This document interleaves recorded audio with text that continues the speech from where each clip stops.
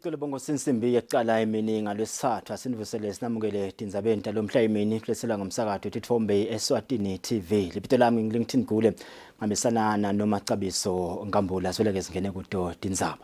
Lo sabambe kuba induna yetemcibo phansi nemandla Jabulane Mabuza uthi ke mavela ingcenye lekomiti lelibuke Tindzaba Oil esifundeni lesendasi neAfrika akabukusana ukuthi kungentiwa njani ukuthi ke imikhicito ya oil ihlale ikhona noma umhlaba ukhungethwe tinsaya letitsite. Induna yekuvete lokhu nayivula ngalokusemthethweni nomhlangano waleli komiti longeneloke ngulaba seluhlangothini lwa oil lapha eSwatini kanye na7 leNingizimu Afrika, Botswana, Namibia kanye neLesotho. Lo mhlangano ubanjelwe hotela leHilton Garden lapha eMbabane. Live leSwatini liyingcenye yemave lakha likomiti lelibuke Tindzaba Oil esifundeni lesendasi neAfrika, i-Interstate Oil Committee. Leli komiti lihlangana kabili ngeminyaka kanzi kungumanje lihlangene eHilton Gardens in eMbabane. Lapho kutawubukwa khona tindzaba letahlukene letitsintsana netindzaba oil. Nomhlangano uvulwe ngaloku semthethweni ngulosabambe kuba yindvuna yetemcibo waphansi nemandla Jabulane Mabuza ngalesithathu. Umuntu ubhekile ukuthi lawo ma discussions ladawendeka lafake ekhathi lelilanga lanamuhla lapho kuhlangene khona nalababuya ku private sector nekanye kanye kuveta mhlawumbe leto tingcinamba nabo lababhekana nato kule sector bese seniyabukusana ke ukuthi i-solution ingachamuka kanjani nekuthi ke mhlawumbe leyo ndlela yeku harmonizer leyo mithetho lesisebenza ngayo noma leto indlela lesisebenza ngato singamave ngekwehlukahlukana sibhekene nedimo letikhuni ikakhulu kati i-COVID-19 lesisuka kuyo lesengakapheli netindzaba ke tabo Russia, Ukraine nato letitsindzako kakhulu le sector lesihlangene ngayo. So kubalulekile ke ukuthi nakhe emasu nakhe tindlela tekwakuthi natimo leti njengaleti tibuya kusasa ngoba timo tonke tichamuka ngakatibheki kepha ke natibuya kusasa sitilungiselela kangakanani ukuthi sikhone kuphila sikhone kubambisa sive kukhona kungasishayi kakhulu bese sive sesikhanza singasakhona ukuphefumula. Mapalane lomkhulu kuleli tiko Dokas Dlamini uvetile ukuthi lo mhlangano ubaluleke ngani. This shows how as member states we value the IOC objective enshrined in the IOC terms of reference, which is to maintain a close liaison and to make recommendations to governments regarding aspects of petroleum products including security of supply, storage, distribution and policy-related matters amongst the SACU countries. Sigaba sesibili salomhlangano sibheke ukuthi sibanjwe ngemuva kwemalanga lamane lapho khona bohulumende balamave la kuleli komiti batawukhulumisana ngetinqumo letitsetfwe. Tindzaba Eswatini TV kubika Themkosi Mavimbela nginaSikhumbuzo Dlamini eMbabane. Lo sabambe kuba induna yelitiko letemfundo Harris Bulunga sosukumise ngalokusemthethweni luhlelo lolufundzisa ngekugcina umthetho kanye nekuthula etikolweni letwepheceleni ngekuthi yi-School Peace Clubs Festival on Justice and Peace. Induna yethi letiko letemfundo likhathazeke kakhulu ngedlame lohlale luba khona njalo nje etikolweni. The education sector is also struggling with the ever-escalating cases of all forms of violence. Particularly at schools, we see aspects of bullying, cyberbullying through social media, corporal punishment, and even sexual violence. The civil unrest has exacerbated the levels of violence in schools. Hence, there is a need for schools to inculcate a culture of peace, tolerance, and non-violent ways of solving issues. The ministry is implementing life skills education at all levels in schools with the aim of imparting knowledge, skills, attitudes, and values in understanding the impact of violence, in particular gender-based violence, which is now rife in the country and has a spillover to our schools, resulting in diverse social ills compromising the aspects of peace and justice.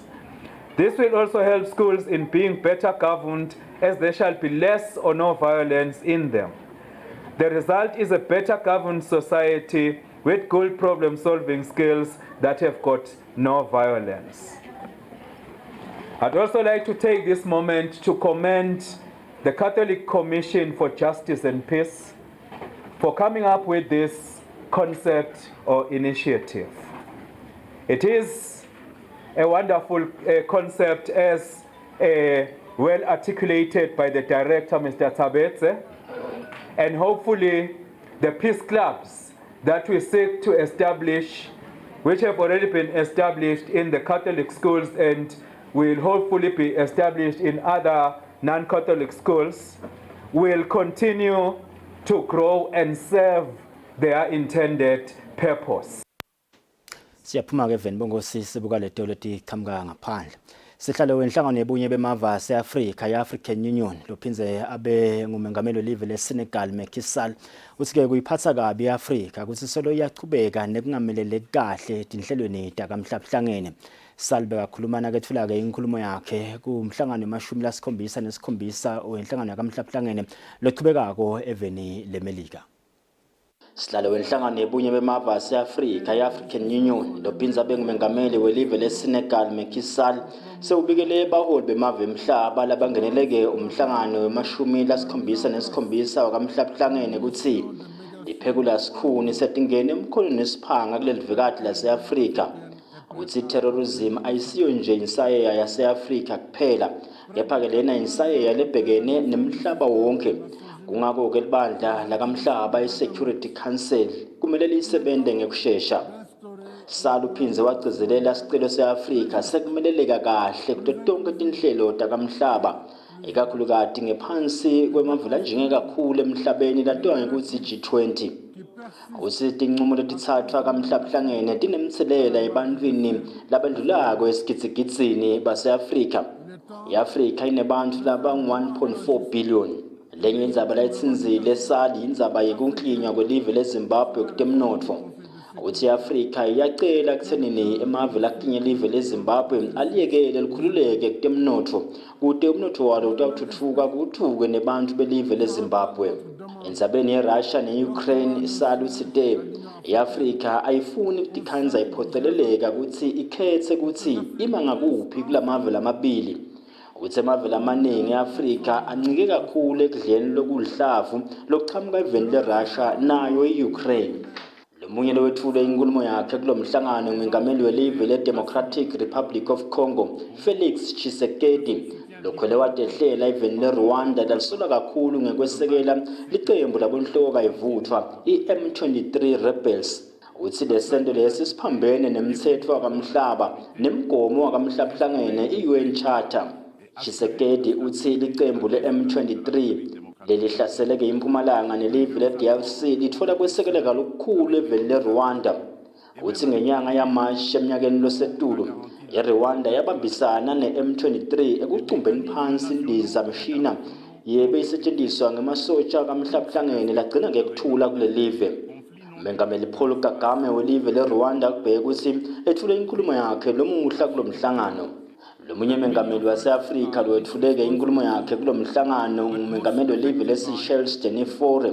Yena-ke uchaze indzaba lenkulu lekuthi umhlaba sekumele uqhamuke nemigomo lomusha wetemnotfo i-New Economic Model. Ukuthi lo mgomo kumele utinake kakhulu tidzingo tetihlenge letincane. Live le-Seychelles linetihlenge letilikhulu ne-15 kanti-ke lizuze kakhulu ngaphansi kwehlelo letemnotfo lekuthiwa i-Blue Economy. Silo semhlaba ingonyama inkosini Mswati wesithathu lesiyingxenye yalo mhlangano kubheka ukuthi-ke sithule inkulumo yaso lomuhla. Umbiko uhlanganiswa ngu-LinkedIn Gule ethombe etholakele ka-France 24 na DW na VOA. Kanti-ke sesibuya emuva ekhaya litiko letisebenzi nenhlalakahle yalo selithuleke libandla lebaqonzisi lelisha lelibandla lelilamula-ke baqashi netisebenzi i-SIMAK. Kanti-ke mabhalelo omkhulu waleli tiko Makhosini Mndawo egcizelele ukuthi leli bandla linemsebenzi omkhulu lekumeleke kusikwende wekusonzeta lusito noma-ke imisebenzi yaleli bandla etinkundleni kude-ke sive siconze kusebenta kwakhe SIMAK. Mabhalane lomkhulu welitiko letisebenzi nenhlalakahle yato Makhosini Mndawo lobekamelele indvuna yaleli tiko Phila Buthelezi sokumemedelela ibandla lebaqonzisi lelilamula abaqashi netisebenzi. Mndawo ucele tintfo letisikhombisa lekumele tisenjetwe ngileli bandla letifaka ekhatsi kubuketa umkhombandlela wekusebenta waleli bandla. Activities ke indvuna lebeyicelile lethi i-board lecture yaSIMAK ivele iwabuke uma ingena ehofisi. Leyokuqala i-shareholder compact, leyesibili i-review of the strategic plan and its approval lesikhona already. Kwesithathu lesikugatsile kuthima kwendeke kaSIMAK is to identify indlela, alternative ways to make SIMAK a sustainable organization. Okay. Indvuna icela ukuthi badle lokunisangena nikuthola indlela ukuthi singarely kakhulu kuhulumende for subventions all the time. Akube nendlela lenye lesigenerate ngayo income ye-organization. Sinhulumende wetinkundla ke benene decentralization nje ngito letinkundla. SIMAK ke umsebenzi wenu ne-board is to ensure ukuthi we decentralize as far as possible. Bantu bakhona kuma-accessa in all the different tinkundla areas. Sihlalo waleli bandla lebaqonzisi Mzwandile Dlamini uthi bayibandla batimisele kubuketa umkhombandlela wabo wekusebenta. Siyajabula kuva ukuthi kune process again that the ministers tasked us through UPS ukuthi si review strategy sethu. I think a strategy lesikhona sa 2020 to 2025 and that obviously requires a review, and we are really encouraged by that. The strategy touches on the most important things. I think it's the issue the operational excellence. We need to get SIMAK delivering services to Bantu at the time that are really in need. And we will do that by firstly holding the board accountable. Leli bandla lebaqonzisi licelwe ukuthi lilekelele ekwehliseni emacala lamaningi lasolo angakapheli enkantolo yetisebenzi. Etindzabeni Eswatini TV kubika Sifiso Ngumalo ngeSembabane. Mabhalane lomkhulu etiko letempilo Dr. Simon Zwane uthi-ke kwabita ukuthi babuke emakamelo onke emahhotela kuti bafake tisebenzi tetempilo nalabo bebabanjwe ngumkhuhlane i-COVID-19 ngesikhathi-ke usebhuduke kamatima lapha eSwatini. Dr. Zwane uthi emahhotela lamanye bekafuna ukuthi uhulumende yabhadala imali lefika-ke ku-2 million emalangeni kusengakaqali kuhlala muntu noma-ke athengelwe titofu kude-ke atawufaka labo lesebaphathekile. Dr. Zwane-ke kuvetele ngesikhathi aphendula emalunga elikomiti lelibuke kusebenta kwetimali tembuso ephalamende i-PAC ngendzaba yekusebenta kwemali yembuso nakuliwa nemkhuhlane i-COVID-19. Ihhovisi leliphini landvunankulu liphindze lavela kwesibili phambi kwelikomiti lelibuke kusebenta kwetimali tembuso i-PAC kulandzela ukuthi lijikiswe evikini leliphelile. Leli hhovisi libuye selibuya nelitiko letemphilo lebelitawuchaza ngendzaba yemali leyasebenta nakuliwa nemkhuhlane i-COVID-19 ikakhulu nakubhadalwa emahhotela. Lamanye emahhotela lengeke ngiwasho ngemagama sinike 2 million ukuze kusitocala kukusida upfront. Kukhanye ukuthi ngeke kwendeke into kanjalo. Labanye bathi bayakubathi yathi thina side indzawo yekuphekela na ungasifakela nje titofu nako konke singakunika lolusito. Ngileso simo ke sasikhona ngaleso sikhathi. Kwaba nelihotela lelila kuthiwa kuse Bethel Court. Lona alizange lavala. At the time besine staff saka EPR mostly silala emabhenjini lapha kuMalagona, literally emabhenjini. Sathi ke cha lokho ke akusibo ubuntu. sahamba saya eBethel Court sabafaka khona nasicala kubafaka kusimo lesiphuthuma kona sibafaka nje sathi nje siletha abantu labangaka sitobafaka is it possible but eBethel Court possible sase siyacala ke sakha sivumelwane sokusebenza nabo i-contract we had to repurpose staff from other regions kaho kamanzini kuphi sabamikisa esiteki sitabala saphikela abantu saya esiteki hotel wathi isiteki hotel cha mina nganisida kodwa ke kunisida kwami nayi condition ngiyalivala lelo hotela ukuthi lisentshentiswe ngilomnye umuntu you will compensate me for that le contract lesayisayina nabo isho njalo emalunga abutile aphinza abeka imibono siyathi covid ukuthi bekugijinywa but we are trying to separate emotion from the issue le ukuthi lesikuthola ngala lesimo lebe silikhuni sibhekene nelive singavuleli ukuthi bese tinto letinyatsa azikakhona kuhlangana kahle that was lomvuka chair from my side. Auditor General ukhala ngokuthi the list itself lokwakubhadalwa ngayo was not authentic in that wawufica ukuthi i-providing lo service provide le list and i-type but bese kuba nema handwritten editions kubhalwe ngesandla bese kuhamba kuvele kusentshentiswe yona and at times the list itself was never signed. Ministry yaka held beyenta ama-invoices based on the list without satisfying himself lokho ukuthi nako lokho nje mhlambe nakazeketa ukuthi kuyabe kuyasinika inisithombe lesikahle in terms of ukusebenzisa kwemali nangabe mntaweni kasitho ngalendlela lengiyo. Kukhona emahotela lana la ku proximity of each other of less than 5 kilometers. Siyade ukuthi bekusimo se COVID. How did that happen? Because lawa they are so close together. Yet lalamanye as mhlambe it's understandable labo stegi bo speaki but laba they are centrally located. Nakuhlanganiswa lombiko leli komiti belisakhuluma ngalendzaba. Tindzaba Eswatini TV kubika Themnkosi Mavimbela nasikhumbuzo Dlamini eParliamente. Bukela natsanza kulela umsakazo wakho siyakwemukela bukela umsakazo etithombe Eswatini TV sisekhathi nekhathi netindzaba talomhla emini lesikhathi sitabathola ke market bongosi nasibuya siyachubeka nato tindzaba.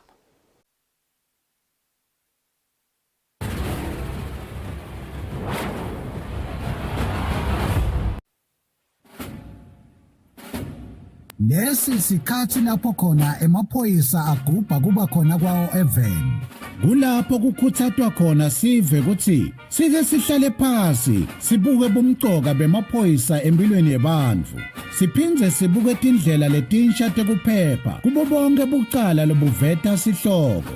Sive sakangwane siyakhunjutwa ukuthi singawafaki emaphoyisa etinkulumeni tepolitiki ngoba liphoyisa alingeni futhi alingenelani nepolitiki. Emaphoyisa alwa nebucala netingoti temgwaco kuphela nje. Ingako emaphoyisa athi wonke umuntu eveni akahlale ngaphandle kwekunceneka ukuthi angahle ahlaselwe tilwane tasendle. Umuntu lohlala eSwatini akatiphilele atisebentele ngaphandle kwekwesaba kuhlaselwa kwemucwa nekucekelwa phansi kwempahla yakhe. Nawe wena lophathekile emaphoyisa athi digulele kahle uze uphile ngaphandle kwekuphathamiseka. Lokungenteka ngekuthi tidlova tingene tihlasele labo labakunakekelako kuleyo ndlu. Sive lesihlakaniphile nguleso lesiphakamisa kusebenta kwemaphoyisa nabo bonke labalwa nebucala. Ngale kwaloko timbungushe tiyawuwangenela emazinyane kungenamuntu ekhaya.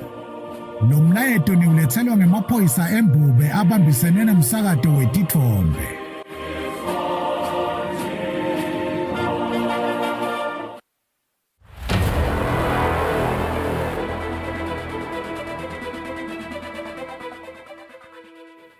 Using an ATM is a simple process. You simply insert your card, punch in your PIN, and withdraw your cash. However, this simple process can open up you and your finances to some dangers. So it is very important that you proceed with caution when using the ATM and never share your PIN. When approaching the ATM, it is very important that you have your card ready, either in your hand or in your pocket, so that you do not waste time going through your belongings, either your wallet or your handbag, as this will give opportunities for thieves to act. Thirdly, put your money away immediately. Don't give anyone an opportunity to grab your cash or your card after a withdrawal. Lastly, always take your receipt after each and every transaction. It is important that you get your sleep after every transaction because it contains crucial information about your balances, and that may lead you to be a victim of bolandela. Be cyber aware, be cyber smart.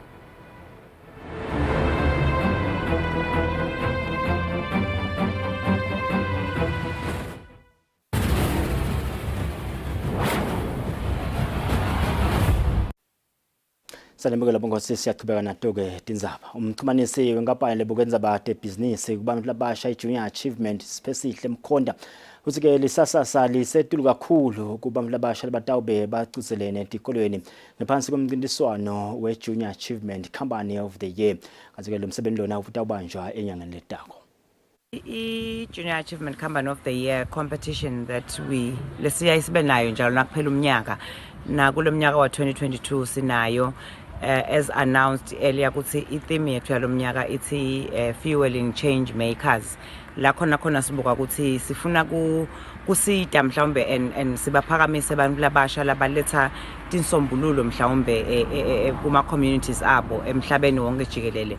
Sibuka ukuthi abantu labasha mhlawumbe basinikete ema products latawukhombisa ukuthi lama products ayasisita ukuthi sikhona kuletha the much desired change lesifuna kuma societies ethu. Siyaye sithi entrepreneurship part of business whereby you provide a solution, and in the meantime ube solo wakha imali. Competition yethu this year siyati ukuthi it is the first competition post COVID, lokusho ukuthi it is a physical competition la bantwana batawenda khona ema presentations abo sonke sibe sikhona. Sitawuqala ngema regional competitions ethu laqala ko early October, on the 10th of October. Sendeshiselweni Manzini, Hoho and Bonjeni. We have about 51 schools la khona from all the regions. We are hoping kule competition ema regionals sitawuphuma 5 schools that are going to go for the national competition. La khona then we will have 1 school letawuwina ihambe iyomelela Eswatini in the Africa competition leyendeka on the 6th of December in Nigeria. We are very grateful for our partners, and my sponsors to Standard Bank especially, lo support the competition and ensuring that bantwana bethu bayakhona kuthola emathiki.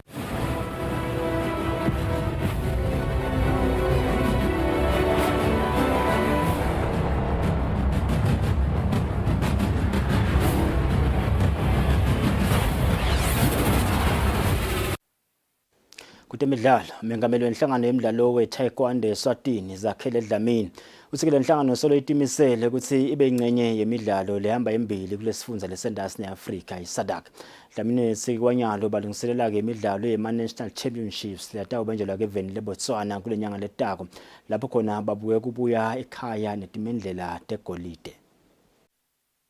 Inhlangano engamela umdlalo weTaekwondo lapha eVeni ithi isifiso sayo lesikhulu kulomnyaka losetulu ukuthi yonke imidlalo lengentasi nesifundza selivekati leAfrika lengenelako ihambe phambili kuyo yonke. Ngemuva kokuthi likhethelwa lenhlangano libuye ekhaya netimendlela etahlukahlukene etfaka ikhasi teligolide evikini leliphelile endzebeni iKorina ambassador eveni laseNingizimu Afrika. Lenhlangano nyalo seyibuke kungenela leminye imigcudzelwano kule nyanga letako lefaka ikhasi imidlalo ema-National Championships eveni laseBotswana. Zakhele Dlamini longumengameli walenhlangano uthi lemigcudzelwano labangenele kusukela kuqala umnyaka losetulu solo bazama kulungiselela imidlalo ema-Region 5 etawubanjelwa eveni laseMalawi ngenyanga yengongo kulomnyaka losetulu. We are still preparing as a federation ukuthi sibeke badlali ezingeni lelitawulungela ukuthi bawo preparation ku Region 5 games. Sinema games ke la khona the past weekend kulelenye weekend bese yodlala eBotswana izodlala eSouth Africa Vets nabadlali bawo lama juniors badlala kahle kakhulu. Uma i game lenye lanzelako utaba naseBotswana beginning of this month lesitayicala nabo bawusolo silungisela kona, and then end of October kuneZimbabwe nakhona we are still preparing.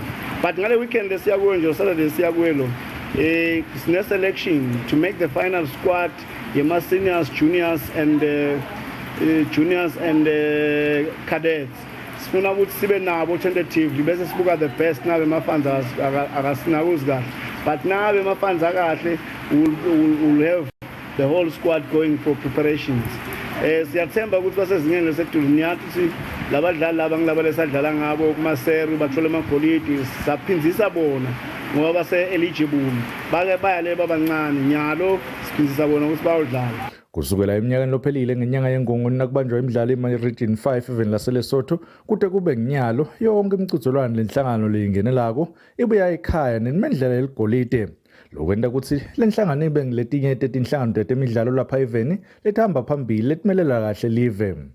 Lobikelo umsakate Eswatini TV temidlalo ngilinda Dlamini kanzombiko uhlanganiswa nguFabrice Msonera eMbabane. Kazekile tota ngaphandle Roger Federer lodlala kemidlalo welibhola lempebethe lodlalwa keveni leSwitzerland uthi noma kubheke ukuthi ayekele kuchubeka kudlala ke yona iTennis kodwa ke ufisile ukuthi achubeke adlale enzima lebonakala ekuthuthukiseni wona lo mdlalo emhlabeni. Federer kubheke ukuthi ayekele kudlala ke iTennis kulembe lasonto nakuphela ke indzebe yeLaver Cup lebanjelwe ke emangisini. Evikele liphelile Roger Federer udlala umdlalo welibhola lempebethe wavetela umhlaba ukuthi utawuthatha umhlala phasi ekudlaleni umdlalo ngemuva komnyaka lengama-20. Ngokunyalo Roger Federer u7 laseNgilani lapho khona uyongenela indzebe yeLaver Cup eLondon. Federer kubheke ukuthi ayekele kuchubeka nekudlala lo mdlalo nakuphela lendzebe kulempelasonto. Federer noma atawuyekela ke kudlala lo mdlalo kodwa ke sifiso sakhe lesikhulu uthi ufisa kusita kuthuthukiseni lo mdlalo welibhola lempebethe. Federer loneminyaka lengu-41 lowaphakamisa tindzebe tema-Grand Slam emahlandla langama-20. Wagcina kungenela umcuzelano ngeminyaka ka-2021 ngesikhathi angenele indzebe yeWimbledon lapho khona walimala. Kuletichamuka emidlalweni weFormula 1 hlangana ledlalisa lo mdlalo seyivetile ukuthi kulo mnyaka lotaka umnyaka wa-2023 kubheke ukuthi idlalise imcuzelwane lengama-24. Le micuzelwane itawufaka ekhatsi imcuzelwane lomusha weLas Vegas kanye naleminye imcuzelwane lemibili letawubanjelwe eveni laseQatar kanye naseveni laseChina. Leminye imcuzelwane lekubheke ukuthi ibuye kulandzela sivumelwano lesisha nalabo labasekela ngetimali ifaka ekhatsi waseveni laseFrance edolobheni leMonaco kanye naseBelgium. Emidlalweni webhola emidlalo ye-UEFA Nations League kubheke ukuthi ichubeke ngalesithathu lapho khona iScotland ekhaya itawuthulana etulu nelive le-Ukraine. Ngalesine labavikela lendzebe iFrance batawuthulana etulu ne-Austria bese kuthi iBelgium ekhaya itholana etulu neWales. iPoland itawuthulana etulu neNetherlands kanti iCroatia itawudlala neDenmark. Lobikelo umsakate Eswatini TV temidlalo ngilinda Dlamini kanzombiko uhlanganiswa nguFabrice Msonera tithombe echamka ka-DW VOA na France 24. Bosingaleto temidlalo asitibambe lapha ke Tindzaba lomhla emini titabe tingumthamo tinambitseka ngensimbi yesikhombisa. Insamba mayeni bonke sayibe ngilehle nalephephile nisale kahle.